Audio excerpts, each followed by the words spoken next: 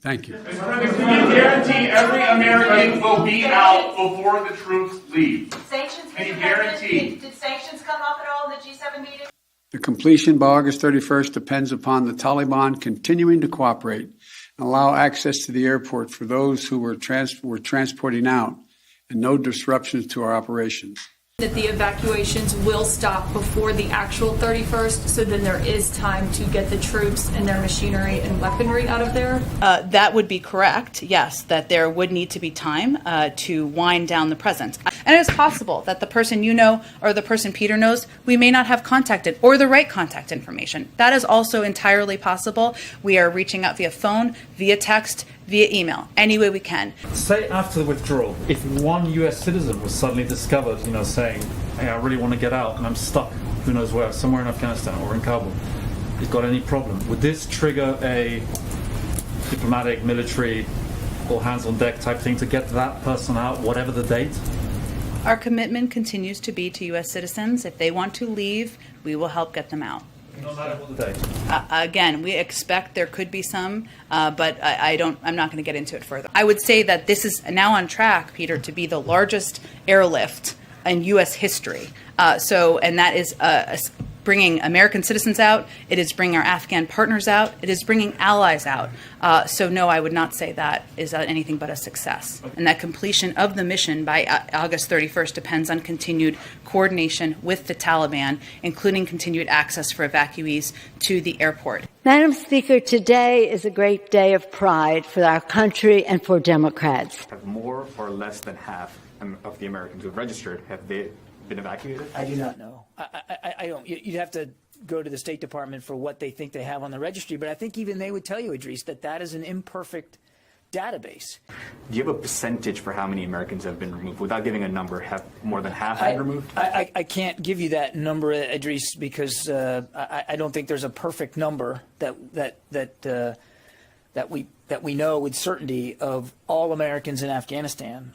For example, Biden say Al-Qaeda gone from Afghanistan, but Blinken say, yes, there is Al-Qaeda. So we can see different statements from the White House, different comment from the Pentagon. Is there any communication issue from the highest level? No, I think you're reading way more into things than you need to. I think we're all cited on the fact that there's still an Al-Qaeda threat. There's no gap in understanding here. No, just for example, Psaki say 11,000 American in Afghanistan, but you say 10,000 between 5,000 between 10,000.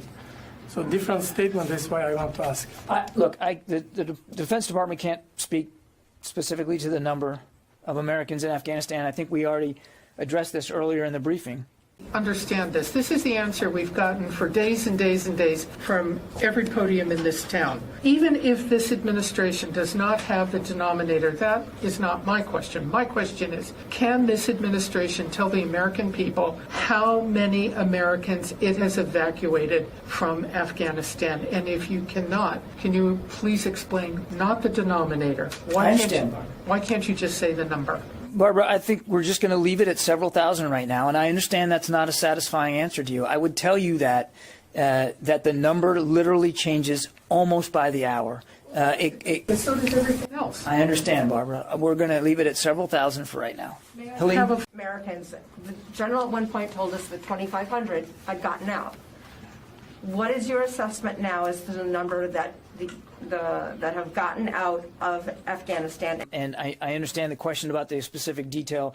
I would just tell you that several thousand Americans have been safely evacuated from Afghanistan. I understand that's not the degree of specificity that you want, but that is as far as I'm going to be able to go today, several thousand. By pulling the troops before getting these Americans who are now stranded. Does he have a sense of that? First of all, I think it's irresponsible to say Americans are stranded. They are not. We are committed to bringing Americans who want to come home, to return home. There are no Americans stranded is the White House's official position on what's happening in Afghanistan right now. I'm just calling you out for saying that we are stranding Americans in Afghanistan when we have been very clear that we are not leaving Americans who want to return home. We are going to bring them home. That's why, by the way, it happens to be in Asia for me right now, but that's why we have a female vice president of the United States of America who's we're going to have some presidents pretty soon. On the issue of Afghanistan. And to that end, we have seen a successful drawdown of the embassy. If you need to check the number, I mean, that's the most important number here, the number of Americans. So if it's just a matter of checking the number, can you do that and give it to us? Or if you're being deliberately vague, tell me why you're being deliberately vague. I think I'm just going to leave it at several thousand right now, Dave. Well, then tell us why. Because I think the number is very fluid, and it literally changes nearly by the hour. It's not more fluid than these 11,000, 37,000. I'm going to leave it at several thousand right now. Wafa. And in his speech in April, and in his speech in July, and in comments he has made since then, he has been clear that that could mean difficult times in Afghanistan. We have been clear-eyed about this from the start. And how do you think the world is looking at the United States right now? So on the second question, you look at the scenes at the Kabul airport, and what I see is the United States securing an airfield at the risk of several thousand American troops. This is an enormous logistical, diplomatic, security, humanitarian undertaking. There is no other country in the world who could pull something like this off, bar none. So that's what I say to the second question. And that some staff reported being separated from children. They said, quote, "It would be better to die under the Taliban's bullet than face the crowds again." One staff member said they felt betrayed, that it was it undermined their sense of dignity, their loyalty. And this is embassy staff who should have been presumably prioritized, that they were left behind when the evacuation took place, basically. Andrea, what I can tell you... I do have a follow-up. Sure. I will tell you that I just came from a meeting with the Secretary about an hour and a half ago. And this was something that he proactively raised in that setting. And he also conveyed it was something that he has discussed with the President. Yeah, is there any effort to tally up the number of U.S. weapons and equipment that are now under Taliban control? And is there any program to mitigate this problem through destruction or confiscating them back, taking them back? Yeah, Mike, we talked about this before. I don't have an exact inventory of what equipment that the Afghans had at their disposal that now might be at risk. We have a vested interest, obviously, in not wanting that to happen. But I don't have any policy solutions for you today about how we would or could address that going forward. A question on the public response. A new poll out today shows Americans wanted to withdraw from Afghanistan, but they disapprove of the way you've handled it. The poll also found that based in part on what's transpired in the last week, a majority of Americans, and forgive me, I'm just the messenger, no longer consider you to be competent, focused, or effective in the job. I haven't seen that poll. It's out there from CBS this morning. What would you say? What's your response to reports of Americans? Hold on. Slow down, everybody. I want to talk about two things. First, Afghanistan. Let me be clear.